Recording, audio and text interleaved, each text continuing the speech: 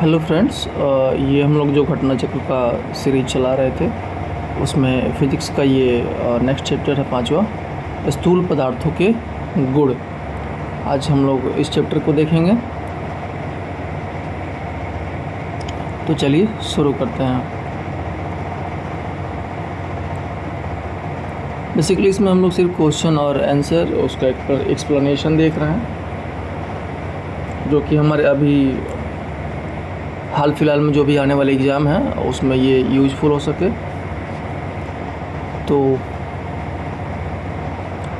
हमारा पहला क्वेश्चन है, पदार्थ के एक रूप का कोई निश्चित आकार नहीं होता, लेकिन इसका एक निश्चित आयतन होता है। पदार्थ के इस रूप का एक उदाहरण है। तो पदार्थ के इस रूप का क्या उदाहरण है? तो मिट्टी का तेल। ठोसों के विपरीत तरल की अपनी कोई निश्चित आकृति नहीं होती। ठोसों और द्रवों का निश्चित आयतन होता है, जबकि गैस पात्र के कुल आयतन को भर देती है। ठोस, द्रव अथवा गैस का आयतन इस पर लगने वाले प्रतिबल अथवा दाब पर निर्भर है। ठोस या द्रव के निश्चित आयतन से तात्पर्य वायुमंडलीय दाब के अधीन आयतन से होता है। क्रिप्टन एक गैस है, जबकि मिट्टी का तेल द्रव है। इन दोनों का ही कोई निश्चित आकार नहीं होता। केरोसिन के आयतन में दाब या तापमान के प्रभाव में उल्लेखनीय परिवर्तन नहीं किया जा सकता, जबकि क्रिप्टन एक गैस होने के कारण इसके आयतन में दाब या तापमान में परिवर्तन द्वारा भारी परिवर्तन किया जा सकता है। नेक्स्ट देखते हैं।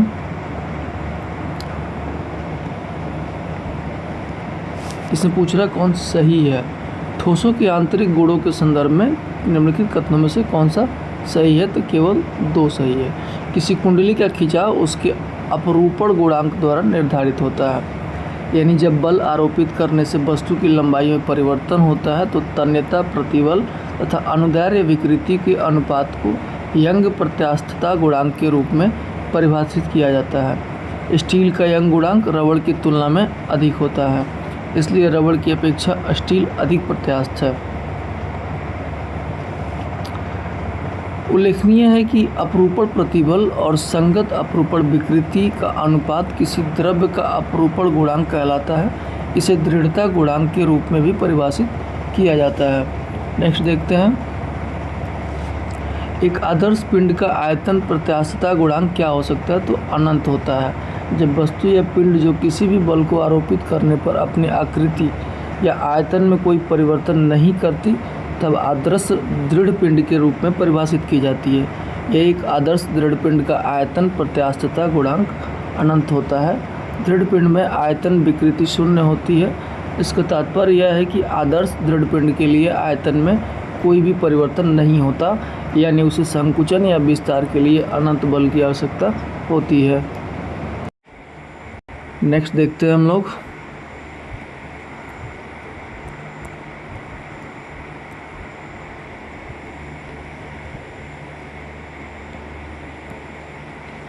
एक ही पदार्थ के बने 4 तार जिनकी बीमाएँ नीचे दी गई हैं, अलग अलग बार एक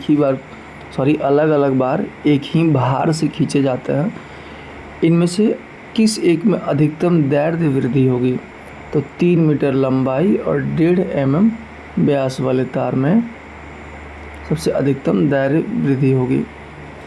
इन तारों की दैर्ध्य वृद्धि इनकी लंबाई के समानुपाती तथा इनकी त्रिज्या के वर्ग के व्युत्क्रमानुपाती होती है। नेक्स्ट है, वर्षा की बूंद की गोलाकार आकृति का कारण क्या है? तो वह पृष्ठ तनाव।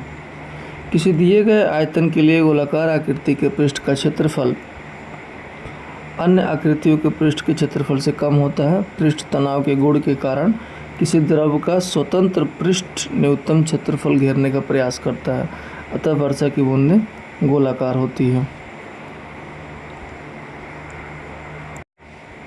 नेक्स्ट देखते हैं। पानी की बूंद गोलाकार होती है, इसका कारण है पृष्ठ तनाव। नेक्स्ट है, वर्षा की बूंदें गोलाकार होती है क्योंकि जल में पृष्ठ तनाव होता है। नेक्स्ट है, द्रव बूंद की संकुचित होकर न्यूनतम क्षेत्र घेरने की प्रवृत्ति का कारण क्या होता है? तो पृष्ठ तनाव है।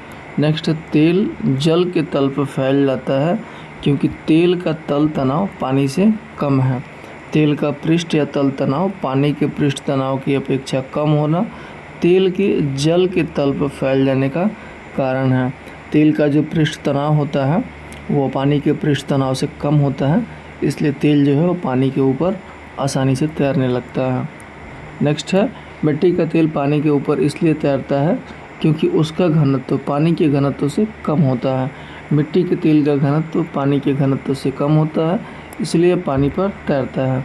नेक्स्ट है, साबुन के बुलबुले के अंदर का दाब वायुमंडलीय दाब से अधिक होता है। नेक्स्ट देखते हैं,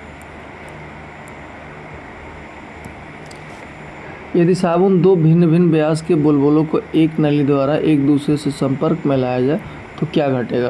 यानी कि साबुन के दो अलग अलग व्यास के बुलबुलों को एक ही नली से एक दूसरे को करीब लाया जाए तो क्या होगा। तो छोटा बुलबुला और छोटा हो जाएगा और बड़ा बुलबुला और बड़ा हो जाएगा। किसी बुलबुले का आकार उसमें भरी गैस के दबाव तथा पानी की फिल्म की त्रिज्या तथा मोटाई पर निर्भर करती है। छोटे बुलबुले में गैस का दबाव बड़े बुलबुले की अपेक्षा अधिक होता है, अतः नली में एक दूसरे के संपर्क में लाए जाने पर छोटा बुलबुला और छोटा जबकि बड़ा बुलबुला और बड़ा हो जाएगा। नेक्स्ट है, हाइड्रोजन से भरा हुआ पॉलीथीन का गुब्बारा पृथ्वी के स्थल से छोड़ा जाता है तो वायुमंडल में ऊंचाई पर जाने पर क्या होगा। तो ये गुब्बारे का आमाप बढ़ जाएगा, इन गुब्बारे के आमाप में वृद्धि होगी।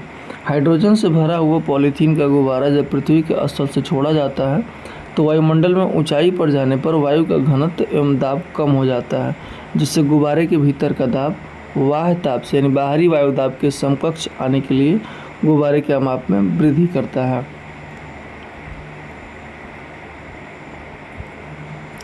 नेक्स्ट देखते हैं हम लोग, जब किसी साबुन के बुलबुले को आवेशित किया जाता है तो निम्न में से क्या घटित होता है। तो त्रिज्या बढ़ जाती है। बुलबुले को आवेशित किए जाने से यह फैलेगा और त्रिज्या बढ़ जाएगी। नेक्स्ट है, यदि किसी तत्व की घटना नहीं होती तो इन सब में से क्या क्या हो सकता है।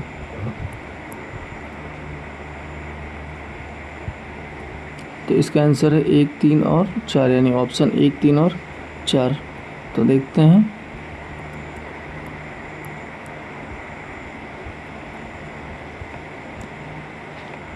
केरोसिन दीप का उपयोग मुश्किल हो जाता, स्याही सूखपत्र काम करने में विफल हो जाते और बड़े बड़े जो पेड़ हैं जिन्हें अपने चारों तरफ देखते हैं ये पृथ्वी पर नहीं उगते क्योंकि ये किसी तत्व के कारण ही अपना भोजन धरती से ग्रहण करते हैं।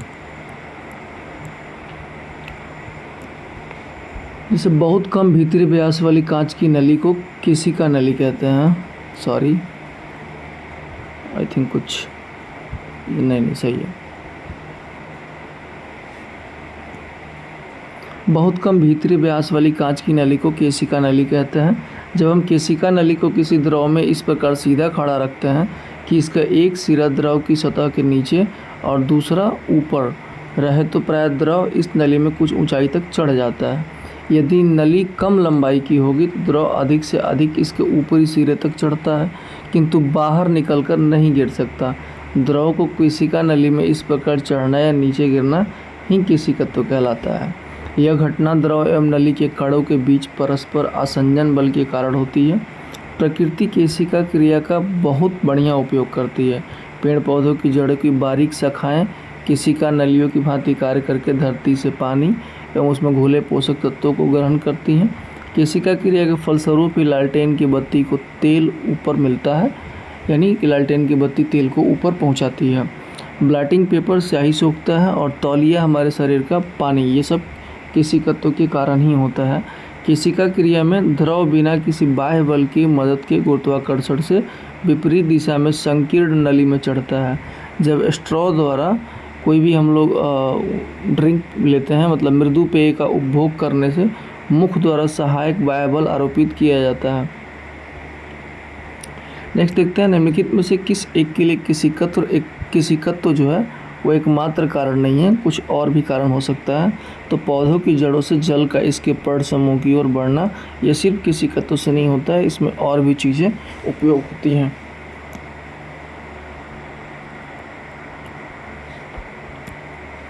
दैनिक जीवन में केशिकत्व के अनेक उदाहरण मिलते हैं, जैसे सोखते द्वारा स्याही का सोखना, भूमिगत जल का ऊपर चढ़ना, सूती कपड़ों पर जल की बूंद का फैलना, लालटेन एवं लैंप की बत्ती में तेल का चढ़ना आदि। पौधे की जड़ों से जल के इसके पर्ण समूह की ओर बढ़ने के लिए केशिकत्व के अतिरिक्त प्रसवेदन, ससंजन आदि क्रियाएं भी उत्तरदायी होती हैं। बत्ती वाले स्टोव में केरोसिन की बत्ती के ऊपर चढ़ने का कारण क्या है? तो वो है पृष्ठ तनाव। बत्ती वाले स्टोव में केरोसिन की बत्ती के ऊपर चढ़ने का कारण तेल का पृष्ठ तनाव है। पृष्ठ तनाव के कारण केशिका कर्षण होता है, जिसके फलस्वरूप द्रव पतली से पतली नली में प्रवेश कर ऊपर चढ़ जाता है। नेक्स्ट देखते हैं हम लोग, किसी एक केस नली में जल की अपेक्षा एक तरल अधिक ऊंचाई पर चढ़ता है, इसका कारण क्या है? तरल का पृष्ठ तनाव जल की अपेक्षा ज़्यादा होता है। केस नली में तरल अपने पृष्ठ तनाव के अनुपात में चढ़ता है।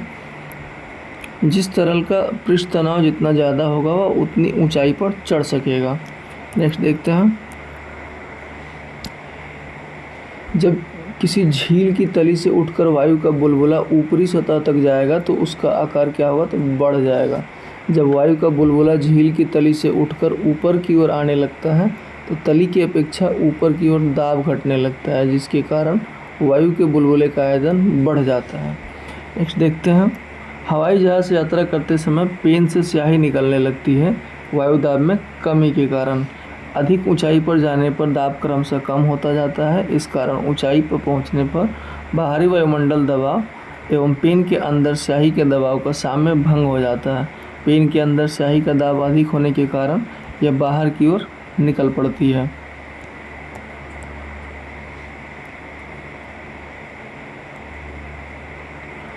नेक्स्ट है, ऑटोमोबाइल के हाइड्रोलिक ब्रेक के कार्य करने का सिद्धांत है तो पास्कल के नियम पर। Hydraulic brake, hydraulic press, hydraulic lift pascal के नियम पर आधारित है। पास्कल के नियम के अनुसार यदि गुरुत्वीय प्रभाव को नगण्य माना जाए तो संतुलन की अवस्था में किसी द्रव के भीतर प्रत्येक स्थान पर समान दाब रहता है।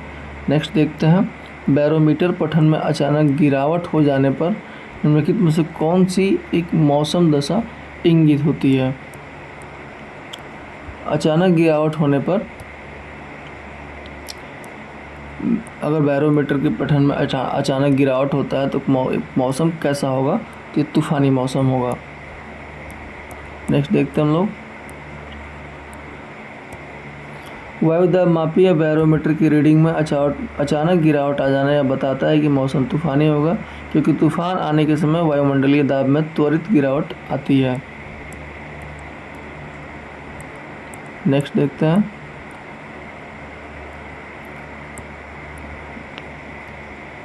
जब कोई द्रव इस प्रकार बहता है कि किसी बिंदु से गुजरने वाले द्रव का प्रत्येक कण उस मार्ग पर चलता है जिस मार्ग पर उससे पहले वाला कण चल कर गया था।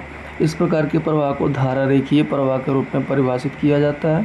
धारा रेखीय गति में पाइप के पास परतों की गति न्यूनतम होती है और जैसे जैसे पाइप से दूर जाते हैं परतों की गति बढ़ जाती है। इससे स्पष्ट होता है कि पाइप के सहारे जल पर पाइप द्वारा विपरीत दिशा में घर्षण बल कार्यरत होता है। नेक्स्ट है, ताप बढ़ने के साथ द्रव की श्यानता घटती है। द्रव का वह गुण जिसके कारण द्रव अपनी भिन्न भिन्न परतों में होने वाली सापेक्ष गति का विरोध करता है श्यानता कहलाता है। द्रव की श्यानता ताप के बढ़ने पर घट जाती है। यही कारण है कि जून माह में शीरा जनवरी माह की तुलना में कम श्यान होता है, यानी कम गाढ़ा होता है। जो द्रव जितना गाढ़ा होगा उसकी श्यानता जो होगी वो उतनी अधिक होती है। नेक्स्ट है, सबसे ज़्यादा श्यानता किसकी है इसमें से? तो शहद की है।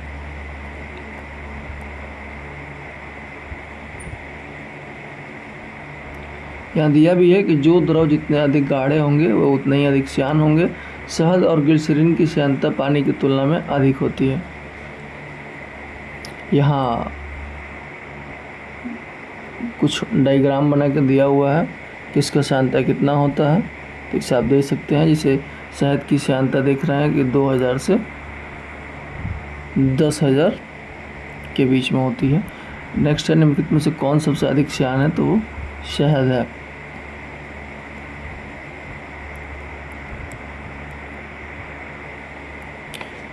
श्यानता किसी तरल का वह गुण है जिसके कारण वह किसी बाहरी प्रतिबल या अपरूपक प्रतिबल के कारण अपने को विकृत करने का विरोध करता है।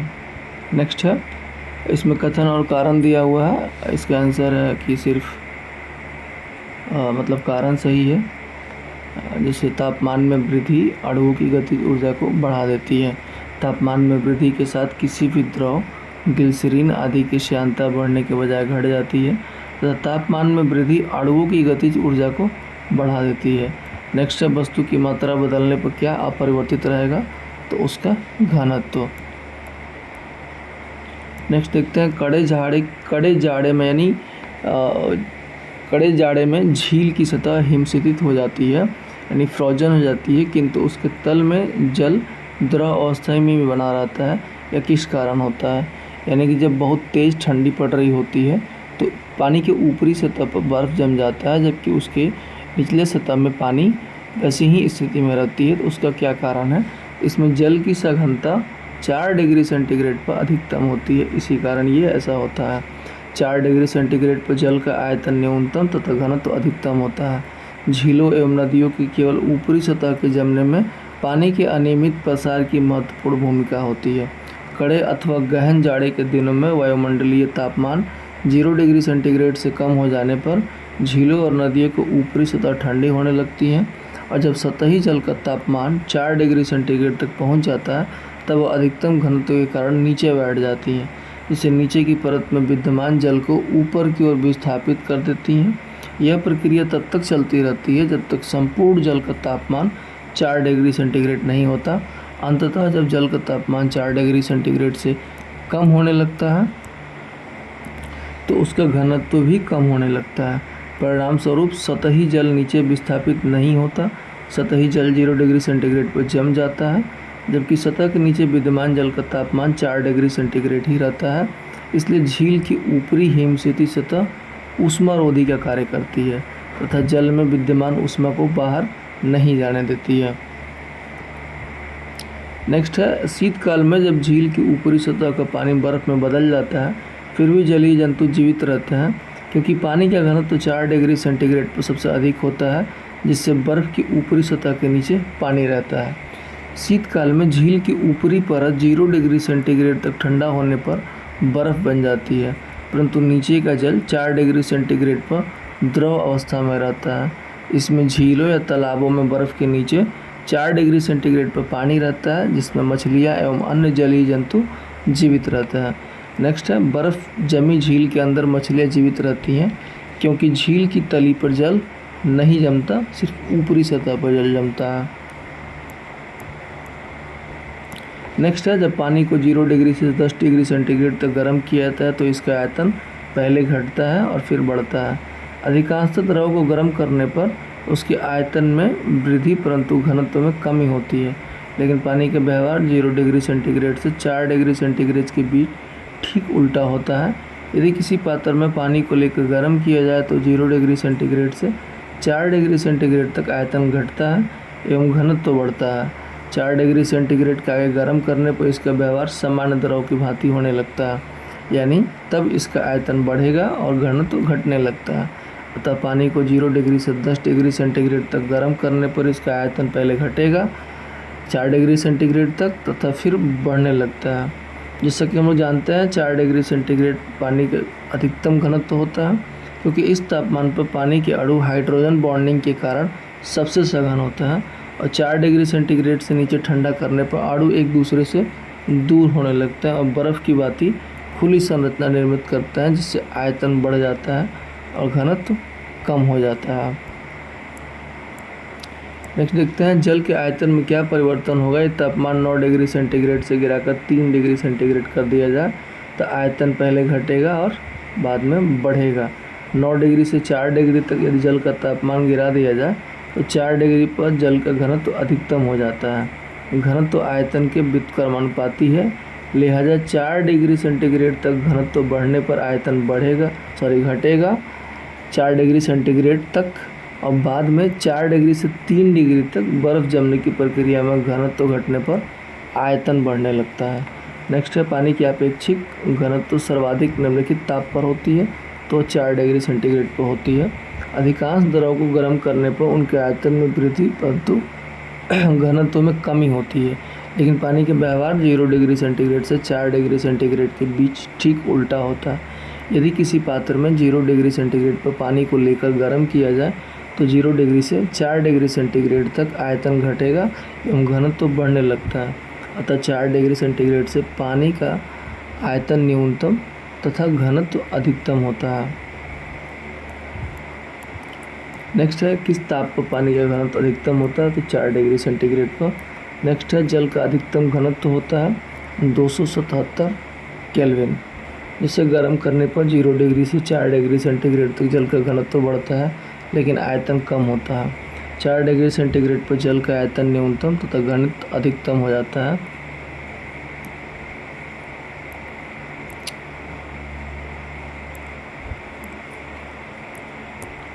नेक्स्ट देखते हैं हम लोग,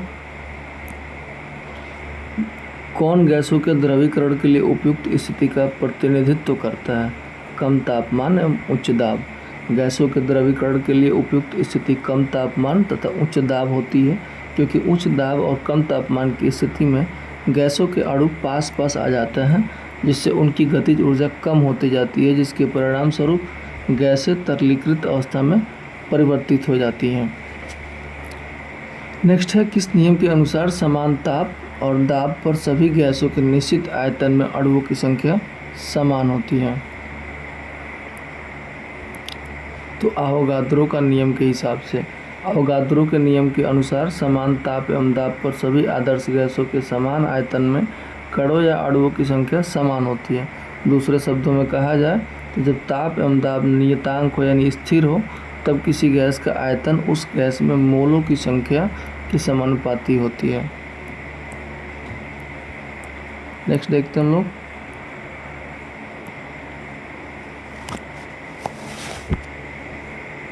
निम्न से किन परिस्थितियों में एक कंटेनर में भरे हुए कार्बन डाइऑक्साइड के अणुओं के बीच की दूरी बढ़ेगी।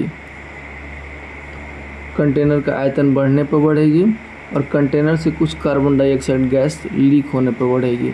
गैसों का कोई निश्चित आयतन या आकार नहीं होता है और उन्हें जितना भी स्थान उपलब्ध होता है वे उसे घेर लेती हैं। अतः कंटेनर का आयतन बढ़ाने पर कंटेनर से कुछ कार्बन डाइऑक्साइड गैस का रिसाव होने पर कंटेनर में भरी कार्बन डाइऑक्साइड के अणुओं के बीच की दूरी बढ़ेगी, जबकि यह दूरी वायु दाब को बढ़ाने पर या कंटेनर में कार्बन डाइऑक्साइड भरने पर कम हो जाएगी। नेक्स्ट है, इसमें सही कथन का चुनाव करना है। इसमें सही है ऑप्शन सी नंबर, इसमें सिर्फ कथन सही दिया है। लोहे का एक गोला पारद पर तैरता है किंतु पानी में डूब जाता है। लोहे का गोला पारद पर तैरता है किंतु पानी में डूब जाता है। इसका कारण यह है कि पारद का अपेक्षिक घनत्व लोहे के अपेक्षिक घनत्व से अधिक होता है, जबकि पानी का अपेक्षिक घनत्व लोहे के अपेक्षिक घनत्व से कम होता है। इसलिए लोहे का गोला पारद पर तैर जाता है किंतु पानी में डूब जाता है, क्योंकि पानी का अपेक्षिक घनत्व जो है वो लोहे के अपेक्षिक घनत्व से कम होता है, जबकि पारद का अपेक्षिक घनत्व लोहे के अपेक्षिक घनत्व से अधिक होता है। नेक्स्ट है, लोहे की कील पारे पर क्यों तैरती है जबकि वो पानी में डूब जाती है। इसका कारण है लोहे का घनत्व पानी से अधिक है तथा पारे से कम है। पारे से कम है इसलिए वो पारे पर तैरती है और पानी से अधिक है इसलिए वह डूब जाती है। नेक्स्ट देखते हैं, एक सुई पानी में डूब जाती है जबकि लोहे से बना जहाज पानी पर तैरता है, क्योंकि सुई का अपेक्षिक घनत्व उसके द्वारा हटाए गए हुए पानी के अपेक्षिक घनत्व से अधिक होता है। किसी वस्तु का अपेक्षिक घनत्व उस वस्तु के भार एवं उस वस्तु द्वारा हटाए गए जल के भार के अनुपात को प्रदर्शित करता है। शुद्ध जल का अपेक्षिक घनत्व 1 होता है। वे वस्तुएं जिनका अपेक्षिक घनत्व 1 से कम होता है वे तैरती हैं, जबकि जिन वस्तु का अपेक्षिक घनत्व 1 से अधिक होता है वे जल में डूब जाती हैं। नेक्स्ट है, लोहे की सुई पानी की सतह पर किस कारण से तैरती रहती है, तो पृष्ठ तनाव के कारण। पानी की ऊपरी सतह के अणुओं के संसंजन बल के कारण उत्पन्न पृष्ठ तनाव जब सुई के गुरुत्व बल को संतुलित कर देता है तब लोहे की सुई पानी की सतह पर तैरने लगती है। नेक्स्ट है, जब कुएं से पानी की बाल्टी को ऊपर खींचते हैं तो हमें महसूस होता है कि बाल्टी पानी की सतह से ऊपर आकर भारी हो गई है। आर्किमिडीज के पलवन के सिद्धांत के अनुसार किसी भी वस्तु का भार पानी में कम तथा पानी की सतह के ऊपर अधिक प्रतीत होता है। वस्तु के भार में प्रतीत कमी पानी द्वारा वस्तु पर ऊपर की दिशा में लगाए गए बल के कारण होता है। यह कमी वस्तु द्वारा विस्थापित जल के भार के बराबर होती है। नेक्स्ट है, एक भारहीन गुब्बारे में 200 ग्राम जल भरा गया है। इस जल में इसका जल में भार क्या होगा, तो 0 होगा।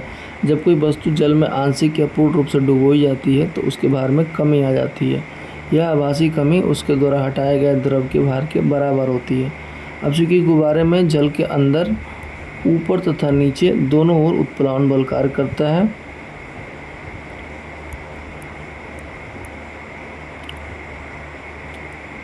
नेक्स्ट है, बादलों के वायुमंडल में तैरने का कारण है उनका कम घनत्व। गर्मी के दिनों में वायुमंडल में उपस्थित जलवाष्प गर्मी पाकर गर्म होती है, जिससे जलवाष्प का घनत्व घटता है। घनत्व घटने के कारण जलवाष्प हल्की होकर ऊपर उठती है। वायुमंडल के ऊपरी भाग में दाब एवं ताप कम होने के कारण ये जलवाष्प फैलती है और पानी की छोटी छोटी बूंदों में परिवर्तित होकर तैरती रहती है। इसी को बादल कहते हैं। इन बूंदों का अत्यंत घनत्व कम और आयतन अधिक होने से इन्हें प्रतिवंश वायु से एक बल प्राप्त होता है जो इनके भार को संतुलित करता है। इस प्रकार बादलों के वायुमंडल में तैरने का कारण इनका कम घनत्व होता है। नेक्स्ट है, समुद्र में पलवन करते हुए आइसबर्ग का कितना भाग समुद्र की सतह से ऊपर होता है? 1/9।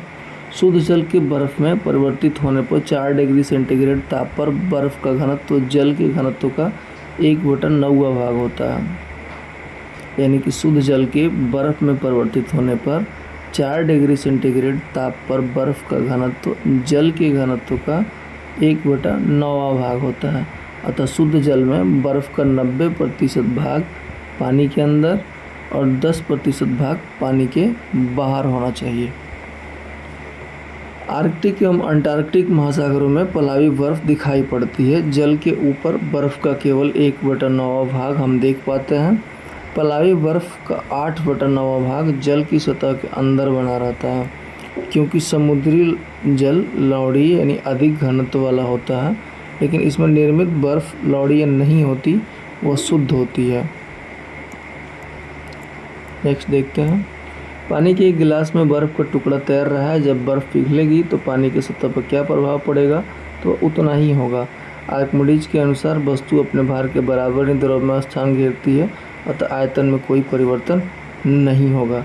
नेक्स्ट है, बर्फ़ का एक टुकड़ा पानी से लबालब भरे बीकर में तैर रहा है। जब बर्फ़ पूरी तरह पिघल जाए तो क्या हो सकता है, तो पानी का स्तर नहीं बदलेगा। नेक्स्ट है, पानी को 4 डिग्री सेंटीग्रेड पर शरीर तैरता है। यदि तापमान 100 डिग्री सेंटीग्रेड हो जाए तो शरीर डूब जाएगा।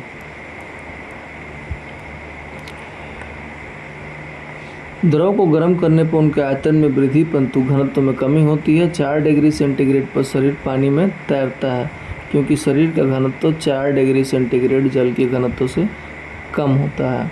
जब तापमान 100 डिग्री सेंटीग्रेड हो जाएगा तो पानी का घनत्व शरीर की अपेक्षा कम हो जाएगा और शरीर डूब जाएगा।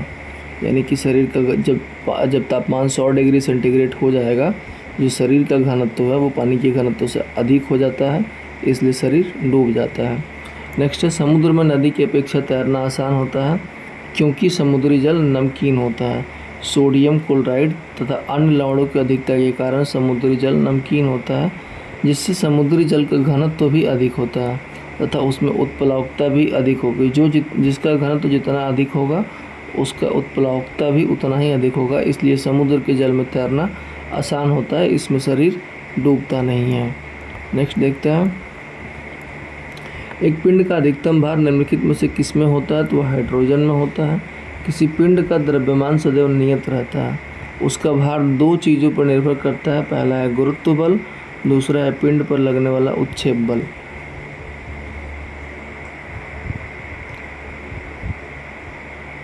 नेक्स्ट है, जब कोई जहाज नदी से सागर में घुसता है तो कुछ ऊपर उठ जाता है। कोई भी जहाज नदी से जब सागर की तरफ बढ़ता है तो उसका कुछ हिस्सा ऊपर उठ जाता है, क्योंकि नदी के जल के घनत्व की अपेक्षा समुद्र के खारे पानी का घनत्व अधिक होता है।